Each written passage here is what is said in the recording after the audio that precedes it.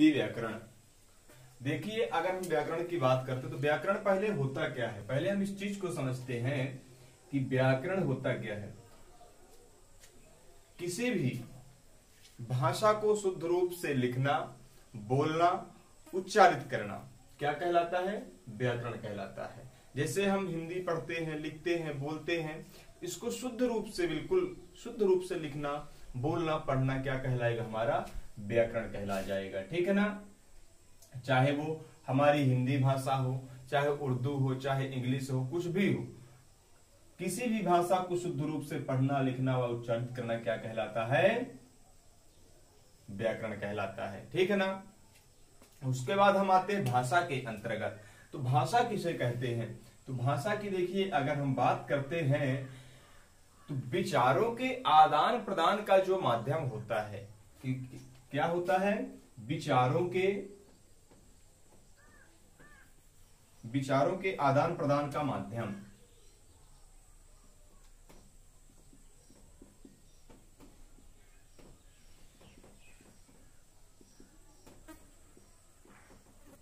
है ना? मनुष्य जो अपने विचार आदान प्रदान करता है, नहीं, हम अपने विचार दूसरों को किस टाइप से बता सकते हैं, है ना, वही क्या कहलाता है? विचारों के आदान प्रदान का माध्यम भाषा कहलाती है। भाषा हमारे 3 टाइप की होती है। कौन कौन सी होती है भाषा? एक होती है लिखित भाषा, फिर होती है मौखिक भाषा, फिर होती है सांकेतिक भाषा। है ना? देखिए, अगर हम लिखित की बात करते हैं तो इसमें क्या होता है? लिखित में होता है व्यक्ति अपने जो विचार है व्यक्ति के, वो क्या करेगा? लिख करके, जैसे मैंने कहा राम जाता है, क्या किया? लिख करके अपने विचार व्यक्ति ने प्रकट कर दिया। फिर सेकंड नंबर पे आता है मौखिक। तो मौखिक भाषा में क्या होता है? मैंने बोल कर कह दिया राम जाता है ना? लिखित भाषा हो गई, लिख करके बोला, यानी कहा, लिख दिया गया, व्यक्ति समझ गया। ठीक। मौखिक भाषा हो गई, यानी मुख से बता दिया। और फिर थर्ड नंबर पे आती है आपकी कौन सी भाषा? सांकेतिक। कौन सी? सांकेतिक। देखिए, सांकेतिक की अगर हम बात करते हैं तो यहां पे क्या होता है? यहां पे व्यक्ति अपने विचारों को इशारों से करता है ना? कि जैसे किसी को बुलाना है ऐसे करेगा, है ना, किसी को कुछ इशारों में बात करना, सनकी मारना, ऐसे कुछ भी है, जो भी है, तो सांकेतिक भाषा ऐसे कहला जाता है। ठीक है ना? संकेत के माध्यम से मतलब व्यक्ति को कुछ बातों को बताना। तो पहले नंबर पे आता है आपका कौन सा? लिखित भाषा, दूसरे नंबर पे मौखिक भाषा, और तीसरे नंबर पे आता है सांकेतिक भाषा। तो इस प्रकार पहले हम पढ़ते हैं व्याकरण क्या कहलाता है? व्याकरण कहलाता है किसी भी भाषा को शुद्ध रूप से पढ़ना, लिखना व उच्चारित करना व्याकरण कहलाता है। व्याकरण के बाद आती है हमारी भाषा। तो विचारों के आदान प्रदान का माध्यम क्या कहलाती है? भाषा कहलाती है। भाषा 3 टाइप की होती है, लिखित भाषा, मौखिक भाषा और सांकेतिक भाषा। ठीक है ना? उसके बाद चलिए हम पढ़ते हैं आज वर्णमाला। तो वर्ण किसे कहते हैं? है ना? मानव के मुख से निकली हुई, क्या? मानव के मुख से निकली हुई सबसे छोटी इकाई क्या कहलाती है? ध्वनि।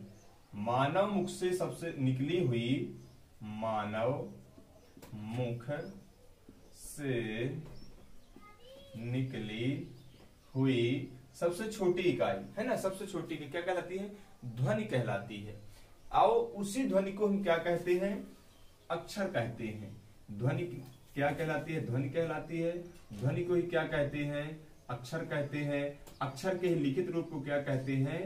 वर्ण कहते हैं। ठीक है ना?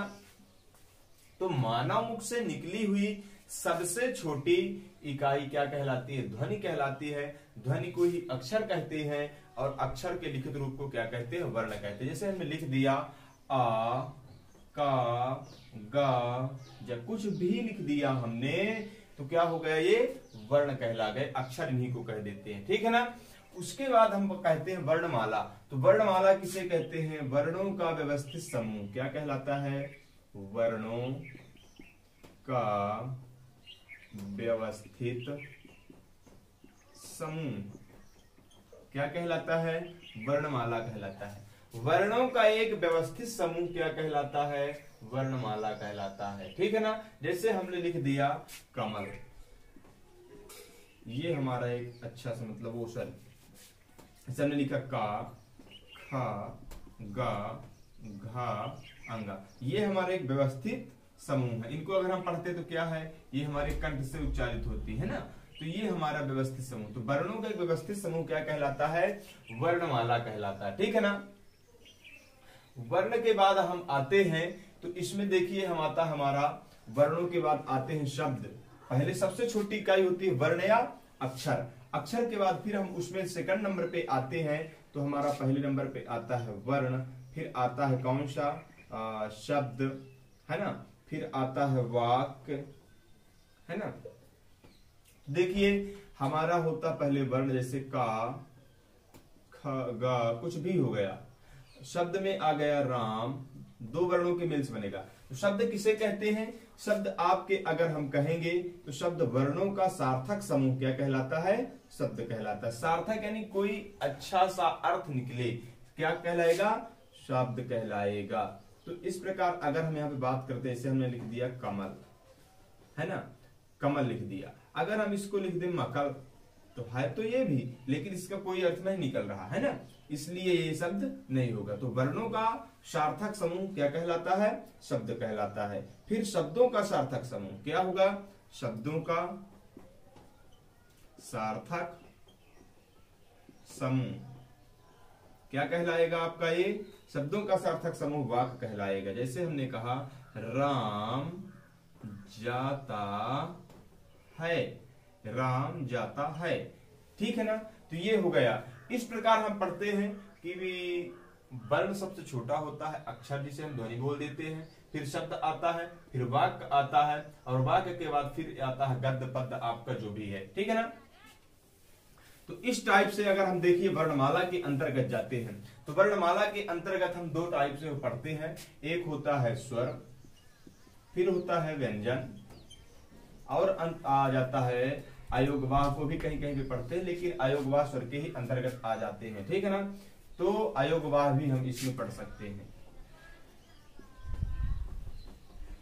देखिए स्वर की अगर हम बात करते हैं तो स्वर कितने टाइप के होते हैं, है ना। ह्रस्व स्वर आता है पहले, ह्रस्व स्वर, फिर दीर्घ स्वर, और फिर प्लुत स्वर। अगर ह्रस्व की बात करते हैं तो ह्रस्व यानी क्या होता है?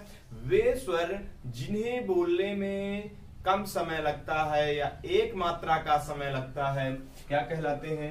ह्रस्व स्वर कहलाते हैं। इनकी संख्या कितनी है? 4 है। आ, ई, उ और री, ऋषि, ये हमारे स्वर है ना। पहले तो हम बात करते हैं कि स्वर कहते किसे हैं। तो स्वर किसे कहते हैं? मानव मुख से निकली हुई वायु, है ना, मानव मुख से निर्बाध रूप से निकली हुई वायु क्या कहलाती है? स्वर कहलाती है। स्वर के स्वरों को बोलने में ना तो जिह्वा इधर उधर जाती है, निर्बाध यानी बिना बाधक के स्वतंत्र रूप से मानव मुख से वायु बाहर निकल जाती है, उन्हें क्या कहते हैं? स्वर कहते हैं। ठीक है ना। ह्रस्व स्वर की देखिए बात करते हैं तो ह्रस्व स्वर में इनमें क्या होता है? एक मात्रा का समय लगता है। छोटा आ, छोटी ई, छोटा उ और री, ऋषि आते हैं। इन्हें मूल स्वर भी बोलते हैं। मूल स्वर, है ना, छोटे स्वर। ठीक है ना। मूल स्वर, छोटे स्वर, ह्रस्व स्वर, ये क्या कहला गए आपके? एक। ठीक। फिर दूसरे नंबर पे आता है आपका दीर्घ स्वर। दीर्घ की बात करते हैं तो वे स्वर जिन्हें बोलने में 2 मात्राओं का समय लगता है या ह्रस्व स्वर की अपेक्षा 2 गुना समय लगता है, तो क्या कहलाते हैं? दीर्घ स्वर। इनकी संख्या कितनी है? इनकी 4 होती है संख्या। इनकी कितनी है? इनकी बड़ा आ, बड़ी ई, बड़ा उ, री, सॉरी बड़ा आ, बड़ी ई, बड़ा उ, ए, ए, ओ, आओ, ये हो गए। इनकी संख्या कितनी होती है? 7 होती है। ठीक है ना।